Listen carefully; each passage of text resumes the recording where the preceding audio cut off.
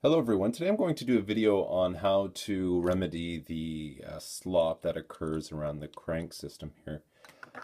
Those who are running the crank system will probably notice after, a couple of weeks or a couple of months that this area around here will start to generate slop. That's one of the downsides to running this multi-link crank system here. So I just did a little bit of tinkering around and I came up with something that actually completely removes the slop, especially in this area right here. As you can see, there's a little bit of remnants of it there. And it's cheap and it's effective, and you can do it right away as long as you have a couple of things at hand.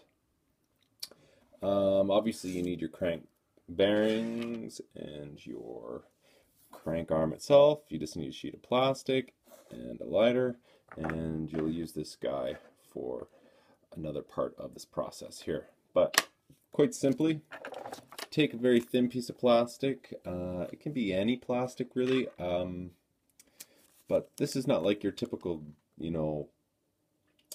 plastic bag material. This is, I don't know, like a wrapping covering from like a speed controller bag or whatever you have lying around.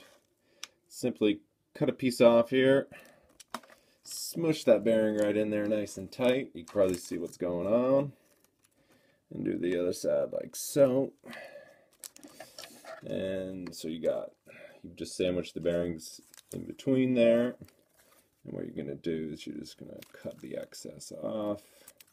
Mind your fingers, you don't have to be too clean or too perfect with it. But do as you want. Alright, sorry. So there you go. You got the bearings smushed in there. You can smush it in a little bit more, not to worry. Then next what you do is you take a lighter, be careful with your fingers, and just burn that plastic away. Don't set your house on fire. Don't set your alarm on. Smoke alarm off. There you go. And just get the remnants off. Now the problem is, you can probably see it down the center. You have the plastic wedged in there, and what you want to do is you want to get rid of that. So we'll just heat the tip of this driver like so. That's good enough. Doesn't have to be scorching hot. And just put it in like so. Move it around, and you're good to go. It looks clean. If you want, you can clean it up a little bit more, but all you have to do is simply slide that on, and you're good to go. And that's pretty much it.